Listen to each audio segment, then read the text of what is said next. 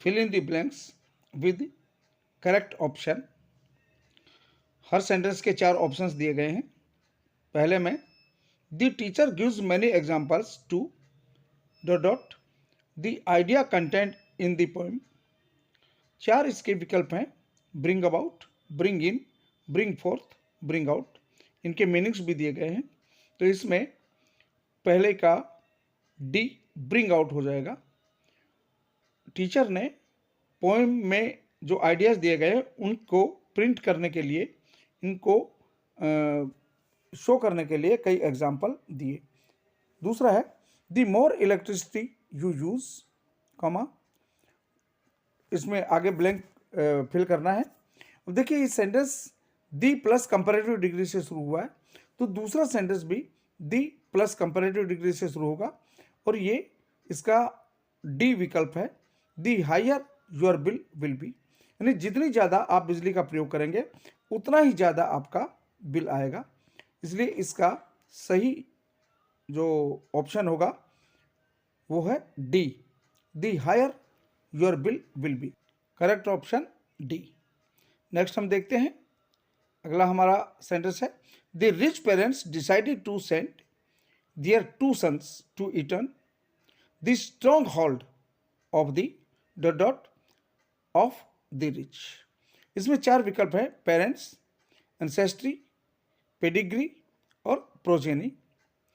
इससे सेंटेंस का जो सही विकल्प होगा वो प्रोजेनी होगा, क्योंकि ईटन को रिच लोगों के संतानों के लिए एक गढ़ के रूप में, एक विशेष स्थान के रूप में प्रयोग किया गया है। तो इसमें धनी लोगों के बच्चों की गढ़ के रूप में प्रयोग किया गया है। अगला देखें, सी stood dot the crowd quite amazed. यहाँ पर भीड़ के बीच में प्रीपोजिशन भरनी है, फिल करनी है आपको। भीड़ के बीच में, भीड़ के बीच में के लिए यहाँ पर हम प्रीपोजिशन इन का प्रयोग करेंगे। सी stood in the crowd quite amazed. Quite amazed means होता है बहुत ही आश्चर्य के ढंग से, बहुत ही अचंभित होकर वो भीड़ के बीच में खड़ी रही। यहाँ पर क्राउड आया है तो क्राउड के लिए इन का प्रयोग होगा। यदि यहाँ पर पीपल होता तो अमंग का प्रयोग होता। The magnificent temple was constructed by the Chinese. अब यहाँ पर द मैग्निफिसेंट के बाद, मैग्निफिसेंट भी एडजेक्टिव है और इसके बाद भी एक एडजेक्टिव आएगा, क्योंकि बात यहाँ पर टेम्पल की हो रही है और एडजेक्टिव कभी भी प्लूरल नहीं होता है। इसमें डी ऑप्शन ऐसा है जहाँ पर नाउन सेंचुरी को एट के अनुसार प्लूरल नहीं किया गया है, इसलिए यहाँ पर ऑप्शन डी सही आंसर होगा। The magnificent 8th century old temple was constructed by the Chinese. Next है there were 2 small rooms in the beach house. अब यहाँ पर जो करेक्ट ऑप्शन होगा वो देखिए तुलना की गई है 2 के बीच में, और 2 के बीच में जब तुलना होगी तो कंपैरेटिव डिग्री का सेंटेंस आएगा। और कंपैरेटिव डिग्री यहाँ पर क्या है, द स्मॉलर ऑफ विच। यह एक छोटा सा पार्ट है, द स्मॉलर ऑफ विच। तो सेंटेंस होगा there were 2 small rooms in the beach house the smaller of which served as a kitchen. यानी 2 कमरे हैं, उन दोनों कमरों में जो छोटे वाला है उसको किचन के रूप में काम में लिया जाता है। Madhu has not been able to recall. Recall means किसी पुरानी बात को याद करना। वेयर, तो वेयर कंजक्शन के बाद जो सेंटेंस आएगा वो पास्ट का होगा, क्योंकि पुरानी बात याद की जा रही है। और पास्ट में सी लिव्ड और डिड सी लिव, बी और सी यही 2 सेंटेंस हैं।